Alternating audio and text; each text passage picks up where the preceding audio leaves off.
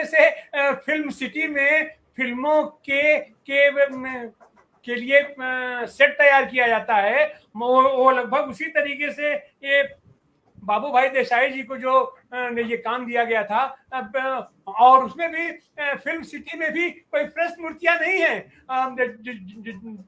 जो भी सूचना निकल के आ रही है कि वही वो कहीं से सेकेंड हैंड वहां से ला करके मूर्तियां लगा के गई थी। तो इन सारे भ्रष्टाचार पर आपकी क्या राय है?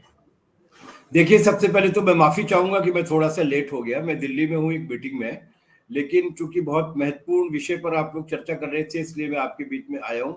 अभी रहूंगा मैं आपके बीच में। तो मेरा दो तीन बातें थी। पहली बात तो ये, जैसा डॉक्टर सुनीलम साहब कह रहे थे, ये महाकाल के साथ तीसरा बड़ा घोटाला है जो किया गया है। 2004 में सिंगस का कुंभ हुआ था और उसमें सैकड़ों करोड़ रुपए का घोटाला किया गया था। कैलाश विजयवर्गीय जी उस मामले में नामजद हुए थे। उसके बाद 2012 में घोटाला हुआ जिसमें पानी भरने के मटके 700 रुपए के खरीदे गए। कूलर्स का किराया 1,500 रुपए 2,000 रुपए प्रतिदिन का लगाया गया।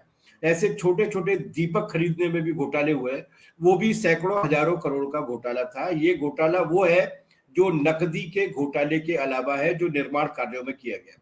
ये तीसरा घोटाला है जो महाकाल के साथ हुआ है। देखिए, हम आस्तिक हैं या नास्तिक है ये महत्वपूर्ण नहीं है। महत्वपूर्ण यह है कि उज्जैनी, जिसे आज हम उज्जैन के नाम से जानते हैं, वो इस धरा के प्राचीनतम नगरों में से एक है।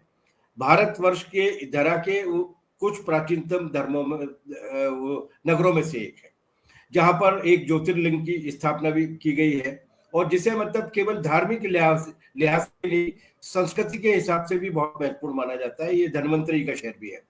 उस नगर में इतना बेहुदा भ्रष्टाचार, जिसमें खुद मुख्यमंत्री और प्रधानमंत्री नरेंद्र मोदी जी की लिप्तता है। मुख्यमंत्री जी ठोक बजा कर देख कर आए थे कि ठीक तरीके से निर्माण कार्य हुआ है कि नहीं हुआ।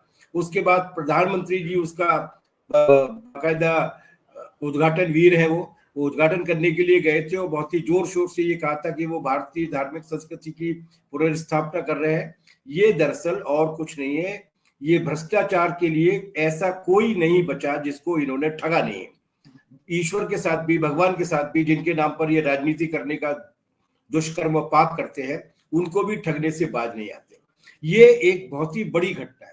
तो उससे भी ज्यादा खतरनाक बात यह है कि सरकार उसको बहुत इस तरीके से लीपापोती करने की कोशिश कर रही है जैसे इस देश के लोग अज्ञानी हैं। कलेक्टर कह रहे थे कि 30 किलोमीटर की रफ्तार से जो हवा चली थी, उस हवा की वजह से वो गिर गए हैं।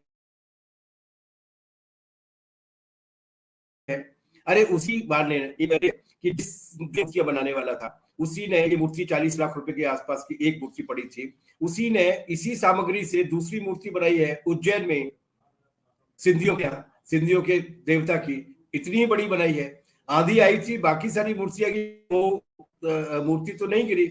इसका मतलब यह है कि इनके जितने भी तर्क है और कुतर्क है, वो इस बेईमानी को दबाने के लिए है। विधानसभा में सवाल उठता है, लोकायुक्त की शिकायत की जाती है, इसके बाद भी बेईमानी को बरकरार रखा गया है क्योंकि शिवराज सिंह चौहान खुद इस तरीके के घोटालों में लिप्त है, चाहे वो व्यापम हो चाहे वो महाकाल हो। इसने पूरे मध्य प्रदेश को लज्जित किया है पूरे देश भर में, और वो भी उस 28 मई के दिन इनके जो ब्रह्मा जी हैं वो दिल्ली में नए संसद भवन के नाम पर इस पूरे देश की 5000 वर्ष की परंपरा को लज्जित कर रहे थे।